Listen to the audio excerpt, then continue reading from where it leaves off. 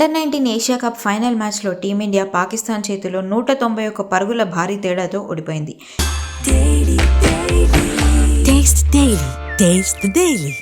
మొదట బ్యాటింగ్ చేసిన పాకిస్తాన్ 50 ఓవర్లలో 8 వికెట్ల నష్టానికి 347 పరుగులు చేసింది. భారీ టార్గెట్లో బరిలోకి దిగిన టీమిండియా 156 పరుగులకే చేతులెత్తేసింది. అయితే ఈ మ్యాచ్లో young batsmen Vaibhav Suryavanshi Pak player మధ్య వివాదం జరిగింది. ఇందుకు సంబంధించిన వీడియోలు ఇప్పుడు సోషల్ మీడియాలో బాగా వైరల్ అవుతున్నాయి. భారత్ స్కోర్ 49 పరుగుల వద్ద ఉన్నప్పుడు ఓపెనర్ వైభవ్ సూర్యవంశీ అలీ రజా బౌలింగ్లో అవుట్ అయ్యాడు. వైభవ్ సూర్యవంశీ వికెట్ పడడంతో పాకిస్తాన్ ప్లేయర్స్ అందరూ సంబరాలు చేసుకున్నారు. అవుట్ అయ్యాక వైభవ్ పెవిలియన్ వైపు వెళ్తుంటే పాక్ ప్లేయర్ అతన్ని ఉద్దేశించి ఒక కామెంట్ చేశాడు. దాంతో వైభవ్ కూడా ఘాటుగానే స్పందించాడు.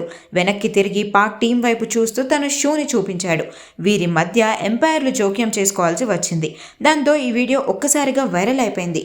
అలా చూపిస్తున్న వైభవ్ ఉద్దేశం ఏంటంటూ కామెంట్స్ చేస్తున్నారు ఫ్యాన్స్.